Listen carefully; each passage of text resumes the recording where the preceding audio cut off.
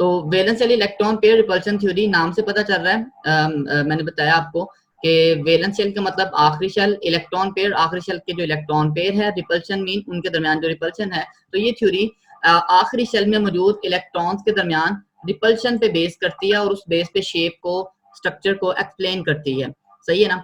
मस्त अब इस थ्योरी का सारा जो दारोमदार है वो स्टेटमेंट, इस स्टेटमेंट पे है कि जो वैलेंस शेल के जो इलेक्ट्रॉन पेयर्स हैं, चाहे वो लॉन पेयर हों चाहे वो बॉन्ड पेयर हों, ठीक है, वो एक दूसरे को रिपेल करते हैं, ठीक है। और जब रिपल्शन होती है ना तो अनस्टेबिलिटी आती है। तो इस अनस्टेबिलिटी को अवॉइड करने के लिए वो एक दूसरे से दूर चले जाते हैं, इतना दूर जाते हैं जितना वो दूर जा सकते हैं, मतलब जहां पे उनकी रिपल्शन उनके दरमियान मिनिमम हो, इतना वो एक दूसरे से दूर दूर होकर बैठ जाते हैं, अरेंज हो जाते हैं, ठीक है। तो इस तरह से वो कहता है जी कि एटम्स के साथ, एक एटम के साथ जो मुख्तलिफ एटम जुड़े होते हैं जो कि बॉन्ड पेयर के जरिए जुड़े होते हैं, वो इस वजह से अरेंज होते हैं कि उन बॉन्ड पेयर्स के इलेक्ट्रॉन्स आपस में एक दूसरे को रिपेल करते हैं, ठीक है। और इस रिपल्शन को कम से कम करने के लिए वो जितना दूर जा सकते हैं एक दूसरे से चले जाते हैं, और जहां पे वो मैक्सिमम दूर चले जाते हैं वो उस मालिक्यूल की शेप या स्ट्रक्चर होता है। मिसाल के तौर पर अगर 3 एटम का मालिक्यूल है तो वो मैक्सिमम एक दूसरे से 180। अच्छा, मैं आपको ना एक बड़ी जबरदस्त एनिमेशन दिखाने वाला हूँ, ठीक है। वो एक मुझे बड़ा जबरदस्त एक उसका मिला, ये आपको स्क्रीन पे ना एक स्ट्रक्चर नजर आ रहा है, ठीक है। इसमें जो ब्लू कलर है ना वो शो कर रहा है सेंट्रल एटम को, ठीक है। सेंट्रल एटम एक ऐसा एटम होता है जो एक से ज्यादा एटम्स के साथ जुड़ा होता है, ठीक है। और जो व्हाइट वाले एटम है वो दूसरे एटम है जो उसके साथ जुड़े हुए हैं। जो व्हाइट लाइन है वो एक बॉन्ड को शो कर रही है, ठीक है। ये आपके सामने एक जो है ना वो स्ट्रक्चर है। तो जब एक ऐसा मालिक्यूल जो 3 एटम पे मुश्तमिल है, देखिए जो 2 एटम पे मुश्तमिल है ना उसके लिए तो कोई मसला ही नहीं है ना, वो तो सीधा सीधा पता है कि वो इसी तरह ही होंगे, दोनों एक लाइन में जुड़े होंगे, ठीक है। तो लेकिन हम बात शुरू करते हैं वहां से जहां पे एक मालिक्यूल के अंदर कम से कम 3 एटम मौजूद है, उनमें से एक दरमियान वाला एटम है जिसके साथ दोनों बाकी दूसरे एटम जुड़े हुए हैं।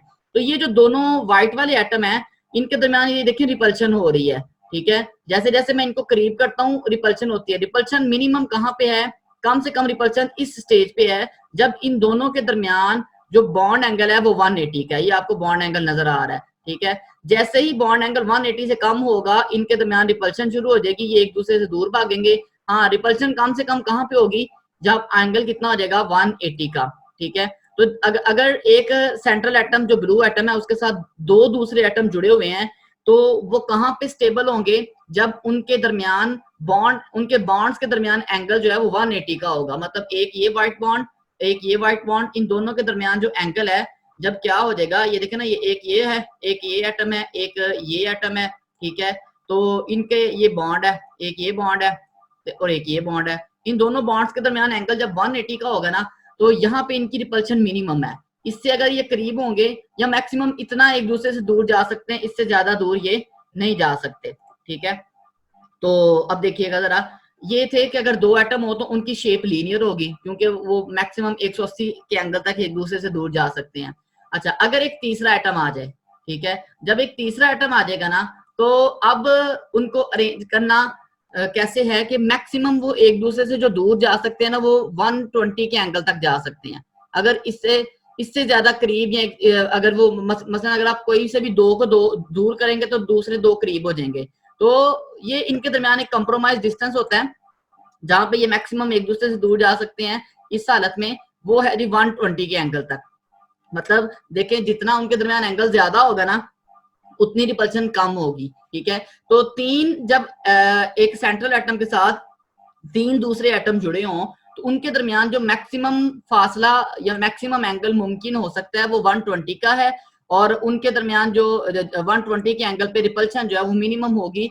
और ये जो स्ट्रक्चर है इसको हम बोलते हैं ट्राइगोनल प्लेनर, ठीक है। ट्राइगोनल प्लेनर बेसिकली ये एक जो ना वो ट्राइगोन बनती है, जैसे जिसको हम एक कहते हैं उर्दू में मुसल्लस भी कहते हैं, ठीक है। तो कैसे एक बनती है ट्राइगोन, एक यहाँ से लेकर यहाँ तक अगर हम ड्रॉ करें, इधर से इधर ड्रॉ करें और इधर से इधर ड्रॉ करें तो ये हमारे पास एक ट्राइगोनल, एक प्लेन में ट्राइगोन बनती है। ये तीनों एटम एक ही प्लेन में होते हैं, ठीक है ना। आपको पता है 2 एक्सिस मिलके एक प्लेन बनाते हैं। मसलन जो एक दीवार है वो एक प्लेन होती है, सही है ना। तो ये तीनों एटम एक ही प्लेन में पड़े हुए हैं, ठीक है।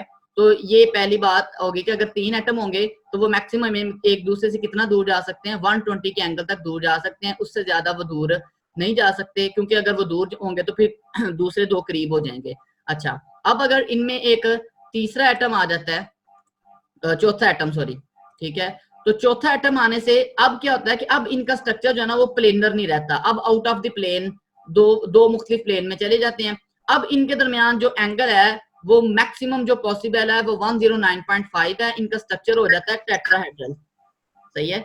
अब देखिएगा जरा ये टेट्राहेड्रल स्ट्रक्चर किस तरह का होता है। टेट्राहेड्रल स्ट्रक्चर ये है कि इसमें दो एटम आपको नजर आते हैं आपकी तरफ आते हुए, ठीक है, ये स्ट्रक्चर में, और बाकी दो ऐसा लग रहा है जो आप जो है ना बैक साइड पे जा रहे हैं, ठीक है, दो आपकी तरफ आ रहे हैं, दो आपसे बैक साइड पे, ये दो वी बने होते हैं बेसिकली टेट्राहेड्रल स्ट्रक्चर में ना। अगर आप देखें तो एक तो ये वी है, ये देखिए ये एक वी है, ठीक है, और एक ये जो दूसरा वी है इस तरफ वाला, एक ये वी है। तो ये जो टेट्राहेड्रल स्ट्रक्चर है ये इस तरह से बना होता है, और इनमें से हर एक बॉन्ड का दूसरे के साथ जो एंगल है वो 109.5 होता है। तो मतलब अगर चार बॉन्ड होंगे इर्द गिर्द, या चार इलेक्ट्रॉन के पेयर होंगे एक एटम के इर्द गिर्द, ब्लू एटम की बात हम कर रहे हैं, तो उनके दरमियान जो मैक्सिमम एंगल पॉसिबल हो सकता है, जितना वो दूर जा सकते हैं, वो 109.5 है, ठीक है। और अगर एक और आ जाएगा, 5 हो जाएंगे, तो फिर उनकी जो शेप है वो कुछ इस तरह से हो जाएगी कि तीन एटम एक ही प्लेन में पड़े हुए हैं, ठीक है, जैसे वो ट्राइगोनल था एक बना हुआ, सही है, कि तीन जो है वो एक ही प्लेन में है और दो जो है वो ऊपर और नीचे हैं, सही है। ये कुछ इस तरह से है स्ट्रक्चर,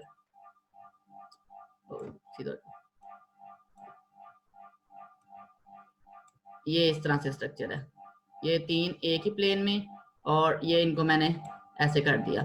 अब तीन जो है वो एक ही प्लेन में है और बाकी दो जो है वो एक प्लेन में है। ये वाले जो तीन जो हैं, एक, ठीक है, और दो, और उसके बाद तीन, ठीक है, बाकी ये पीछे वाला और आगे वाला जो है ना वो आउट ऑफ द प्लेन है।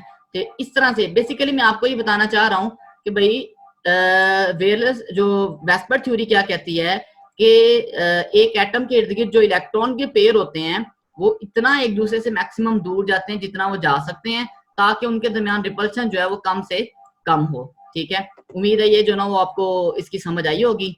मजीद हम उसके पोस्टुलेट्स पढ़ के दोबारा फिर इन स्ट्रक्चर्स की तरफ 3D डायग्राम्स की तरफ आते हैं, सही है, और देखते हैं हम इसको ये किस तरह से जो है वो हो रहा है सारा काम, सही है।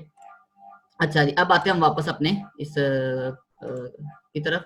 अच्छा, तो पहले इसकी बात हमने पढ़ ली कि ये कहता है जी कि अच्छा, उसके बाद आदत, ये मैंने बेसिक स्ट्रक्चर वो बनाए हुए हैं। अगर तीन एटम है, मतलब एक सेंट्रल एटम के साथ दो मजीद बॉन्ड है, चाहे वो लॉन पेयर हो चाहे वो बॉन्ड पेयर, तो उसका स्ट्रक्चर लीनियर होता है। अगर उसके इर्द गिर्द तीन दूसरे इलेक्ट्रॉन के पेयर हों तो उसका स्ट्रक्चर ट्राइगोनल प्लेनर होता है और एंगल 120 का होता है। अगर वो टेट्राहेड्रल हो, ठीक है, तो सारे एंगल 109.5 होते हैं। ट्राइगोनल बाइपैरामीटल एक स्ट्रक्चर ये वाला है, इसको मैंने नहीं अभी जो ना वो टच किया, ये हम इसको मैं फिर बाद में एक्सप्लेन करूंगा, जब इसकी बारी आएगी तब इसको हम डिटेल में पढ़ेंगे इसके एंगल्स वगैरह को, ठीक है। तो यहाँ तक जी, ये अगर पॉइंट आपको समझ आ गया कि इस थ्योरी का पॉइंट, मेन पॉइंट ये है कि जो इलेक्ट्रॉन के पेयर होते हैं ना किसी सेंट्रल एटम के इर्द गिर्द, वो एक दूसरे से दूर जाते हैं और उतना दूर जाते हैं जितना वो जा सकते हैं, और जहां पे वो चले जाते हैं ना, जहां पे जाके उन जितना वो दूर जा सकते हैं और वहां पे जाके वो सेट हो जाते हैं, वो उस मॉलिक्यूल की शेप होती है। मसलन जो दो वाला है वो मैक्सिमम 180 के एंगल तक दूर जा सकता है, जिसके साथ तीन एटम अटैच हैं या तीन इलेक्ट्रॉन के पेयर हैं वो 120 के एंगल तक एक दूसरे से दूर जा सकते हैं, और जो चार वाला है वो 109.5 के एंगल तक एक दूसरे से दूर जा सकते हैं। अच्छा, अब इसके जो बेसिक पोस्टुलेट्स हैं, ये कहता क्या है, वेस्पर की थ्योरी जो है वो किस बुनियाद पे या किन चीजों को हम मद्देनजर रखते हैं जब हम एक स्ट्रक्चर को एक्सप्लेन कर रहे होते हैं इसके थ्रू, ठीक है। तो इसका पहला पॉइंट वो हमने जो पढ़ लिया वही है कि पहले तो बात यह है कि किसी मॉलिक्यूल का स्ट्रक्चर देखें। जब मैं मॉलिक्यूल के स्ट्रक्चर की बात कर रहा हूं तो उससे मुराद क्या है कि सेंट्रल एटम के इर्द गिर्द जो दूसरे एटम्स की अरेंजमेंट है मैं उसकी बात कर रहा हूँ। मिसाल के तौर पर अगर एक मॉलिक्यूल है H2O, तो उसमें सेंट्रल एटम O है, O के इर्द गिर्द हाइड्रोजन किस तरह से अरेंज है, उनका एंगल क्या है, उनकी शेप क्या है, इन सारी चीजों को हमने एक्सप्लेन करना है, ठीक है। तो ये वेस्पर थ्योरी कहती है कि जो मॉलिक्यूल की शेप है उसको एक्सप्लेन करने के लिए या उसके ऊपर असरअंदाज होते हैं लॉन पेयर भी असरअंदाज होते हैं, बॉन्ड पेयर भी असरअंदाज होते हैं। मतलब जो शेप है वो दोनों पे डिपेंड करती है, लॉन पेयर कितने हैं उस सेंट्रल एटम में और बॉन्ड पेयर कितने हैं, ठीक है ना। मतलब मिसाल के तौर पर नीचे आपको जो स्ट्रक्चर नजर आ रहा है, इसमें फास्फोरस के बॉन्ड तो 3 बने हुए हैं, लेकिन उसके पास एक लॉन पेयर भी है, तो टोटल इलेक्ट्रॉन पेयर 4 हैं। तो स्ट्रक्चर इन चारों पे डिपेंड करेगा, सिर्फ अकेले बॉन्ड पे डिपेंड नहीं करेगा, पहली बात। दूसरी बात ये है कि जो हमने बात किया कि इलेक्ट्रॉन पेयर इतने दूर अरेंज होते हैं जितना वो मैक्सिमम हो सकते हैं, ताकि रिपल्शन क्या हो, मिनिमम हो, और एंगल उनके दरमियान जितना मैक्सिमम एंगल पॉसिबल हो सकता है वो उतना दूर जाते हैं। अच्छा, अब उसके बाद चंद और चीजें कि लॉन पेयर जो होता है ना वो ज्यादा स्पेस ऑक्यूपाई करता है बॉन्ड पेयर के निस्बत, ठीक है ना। अच्छा, ज्यादा स्पेस जब ऑक्यूपाई करने की मैं बात करूंगा तो उसका मतलब ये होगा कि उसकी रिपल्शन ज्यादा होगी, उसकी रिपल्शन क्या होगी, ज्यादा, ठीक है। मसलन अगर आपके पास एक स्ट्रक्चर है, ये मिसाल के तौर पर ये एक एटम है ए, बल्कि मैं आपको वो दोबारा उस एनिमेशन पे लेके जाता हूँ, सही है। ये जो आपको नजर आ रहा है कि मिसाल के तौर पर अगर ये 3 जो ना वो मैं यहाँ पे क्या कर देता हूँ, एक बॉन्ड पेयर कम कर देता हूँ, ठीक है, और एक लॉन पेयर लगा देता हूँ। अब ये जो लॉन पेयर है ना, ये देखिएगा जरा, ये लॉन पेयर जो रिपल्शन लगाएगा बॉन्ड पेयर्स पे, मसलन एक तो रिपल्शन लग रही है इन दोनों की आपस में, एक दूसरे को रिपेल कर रहे हैं, एक रिपल्शन लग रही है इसकी इसके ऊपर, ठीक है, और इधर से इसके ऊपर, ठीक है। तो एक रिपल्शन है बॉन्ड पेयर की बॉन्ड पेयर के साथ, एक रिपल्शन है लॉन पेयर की बॉन्ड पेयर के साथ। जो लॉन पेयर की रिपल्शन है ना वो ज्यादा है बॉन्ड पेयर के साथ बनिस्बत किसके, जो बॉन्ड पेयर की बॉन्ड पेयर के साथ रिपल्शन है। तो मतलब हम कहते हैं कि जो लॉन पेयर है वो ज्यादा स्पेस ऑक्यूपाई करता है, ज्यादा स्पेस का ऑक्यूपाई करने का मतलब वो ज्यादा फैला हुआ होता है। जब वो ज्यादा फैला हुआ होगा तो उसकी रिपल्शन भी क्या होगी, ज्यादा होगी, ठीक है। तो ये इस तरह से जो ना वो इस चीज को ये एक्सप्लेन करता है, ठीक है। मिसाल के ये मैं इसको इसी पे आते हैं हम, ठीक है। तो ये बेसिकली लॉन पेयर की रिपल्शन ज्यादा होती है, इससे मुराद ये है। अच्छा, दूसरी बात मैं ये कहने लगा था कि लॉन पेयर की रिपल्शन ज्यादा होगी, उसका इफेक्ट क्या होगा, ज्यादा। अच्छा, अब दूसरी बात कि लॉन पेयर की रिपल्शन ज्यादा क्यों होती है। देखिए यहाँ पे दो तरह के आपको ना इलेक्ट्रॉन पेयर नजर आ रहे हैं, एक है बॉन्ड पेयर, ये जिसको मैंने रेड लाइन लगाई है, एक ये इलेक्ट्रॉन का पेयर है। अच्छा, ये जो इलेक्ट्रॉन है ना दोनों, ये जो दोनों इलेक्ट्रॉन है जिसको हम शेयर्ड इलेक्ट्रॉन पेयर कहते हैं, इनको ये एटम भी अट्रैक्ट कर रहा है, ये भी अट्रैक्ट कर रहा है, इनको दोनों एटम अट्रैक्ट कर रहे हैं, तो ये फैलते कम है, ठीक है। जबकि जो लॉन पेयर है ना उसकी अट्रैक्शन सिर्फ एक एटम के साथ है, एक एटम का न्यूक्लियस उसको अट्रैक्ट कर रहा है, इसकी वजह से वो ज्यादा फैला हुआ होता है वो भी दो इलेक्ट्रॉन, वो भी दो इलेक्ट्रॉन, लेकिन एक तरफ दो इलेक्ट्रॉन को दो एटम अट्रैक्ट कर रहे हैं, दूसरी तरफ दो एटम को दो इलेक्ट्रॉन को एक एटम अट्रैक्ट कर रहा है। तो जहां पे लॉन पेयर है वहां पे अट्रैक्शन कम है, क्योंकि एक एटम दो इलेक्ट्रॉन को अट्रैक्ट कर रहा है, तो वो इलेक्ट्रॉन ज्यादा फैले हुए होते हैं, उनका फैलाव ज्यादा होता है और उनकी रिपल्शन क्या होती है, ज्यादा होती है। तो ये पॉइंट था यहाँ पे कि लॉन पेयर जो है वो ज्यादा स्पेस ऑक्यूपाई करता है बॉन्ड पेयर की निस्बत, और उसका नतीजा ये होता है कि उसकी रिपल्शन क्या होती है, ज्यादा होती है, ठीक है। अच्छा, उसके बाद मतलब अगर हम रिपल्शन को एक सीक्वेंस बना लें तो सबसे ज्यादा रिपल्शन होती है एक लॉन पेयर और दूसरे लॉन पेयर में, फिर उससे कम रिपल्शन होती है एक लॉन पेयर और बॉन्ड पेयर के दरमियान, और सबसे कम रिपल्शन होती है बॉन्ड पेयर की बॉन्ड पेयर के दरमियान। ये सारी चीजें हमने ज़हन में रखनी है जब हमने स्ट्रक्चर डिसाइड करने के किसका क्या स्ट्रक्चर होगा, ये किसका कैसा स्ट्रक्चर क्यों होता है, ठीक है। अच्छा जी, उसके बाद अगला पॉइंट ये है कि जो मल्टीपल बॉन्ड्स होंगे दो एटम्स के दरमियान, चाहे डबल बॉन्ड हो चाहे ट्रिपल बॉन्ड हो, ठीक है, उससे फर्क नहीं पड़ता, उसको हम सिंगल बॉन्ड ही काउंट करते हैं, सही है ना। डबल बॉन्ड और ट्रिपल बॉन्ड को हम सिंगल बॉन्ड ही कंसीडर करते हैं। मिसाल के तौर पर यहाँ पे देखिएगा आप कि ये फर्ज करें मैं इसको ये रिमूव कर रहा हूँ, ठीक है, ये भी रिमूव किया और ये भी रिमूव किया, मैंने एक डबल बॉन्ड लगाया दूसरा डबल बॉन्ड लगाया, एंगल फिर भी वही है 180 का जो सिंगल बॉन्ड के होने से था, तीसरा डबल बॉन्ड लगाया तो एंगल फिर भी क्या है 120 का। मतलब इस चीज से फर्क नहीं पड़ता कि दो एटम्स के दरमियान सिंगल बॉन्ड बना है, डबल बॉन्ड बना है या ट्रिपल बॉन्ड बना है, हम उसको एक ही बॉन्ड के तौर पे जिक्र करते हैं। हाँ, ये फर्क जरूर पड़ता है कि आपको पता है सिंगल बॉन्ड में 2 इलेक्ट्रॉन होते हैं, डबल बॉन्ड में 4 इलेक्ट्रॉन होते हैं और ट्रिपल बॉन्ड में 6 इलेक्ट्रॉन होते हैं। हाँ, रिपल्शन का फर्क पड़ जाता है। तो जो रिपल्शन होती है एक मसलन अगर हम यहाँ पे 3 तरह के बॉन्ड बना लें, ठीक है, और एक डबल बॉन्ड है और एक ट्रिपल बॉन्ड है, एक डबल बॉन्ड काम कर लें। अब यहाँ पे फर्ज करें 3 तरह की रिपल्शन हो रही है, ठीक है। मैं एक जस्ट फर्जी तौर पे बता रहा हूँ, एक रिपल्शन है ट्रिपल बॉन्ड की इसके साथ, सिंगल बॉन्ड के साथ, ट्रिपल बॉन्ड की डबल बॉन्ड के साथ, डबल बॉन्ड की सिंगल बॉन्ड के साथ। तो जो रिपल्शन ट्रिपल बॉन्ड की है वो सबसे ज्यादा है, ठीक है, और जो रिपल्शन डबल बॉन्ड की है वो उससे कम है, और सबसे कम रिपल्शन है सिंगल बॉन्ड की सिंगल बॉन्ड के साथ, ठीक है। तो इस तरह से हम उनको डील एक ही बॉन्ड के तौर पे करते हैं, लेकिन रिपल्शन का फर्क होता है क्योंकि उनमें इलेक्ट्रॉन्स की तादाद का फर्क आ जाता है, ठीक है। तो क्योंकि जो डबल बॉन्ड है उसमें 4 इलेक्ट्रॉन होते हैं, ट्रिपल बॉन्ड में 6 इलेक्ट्रॉन होते हैं, ठीक है। तो इस वजह से जो ना उनमें इलेक्ट्रॉन की तादाद का क्या होता है जी, फर्क होता है, ठीक है। लेकिन उनको हम डील एक ही बॉन्ड के तौर पे करते हैं, उनको हम 2-3 बॉन्ड्स के तौर पे डिस्कस नहीं करते। मतलब जब हम बात करेंगे कि एक एटम ने 2 डबल बॉन्ड बनाए हुए हैं तो उसका मतलब उसके इर्द गिर्द 2 इलेक्ट्रॉन के पेयर हैं, ठीक है ना।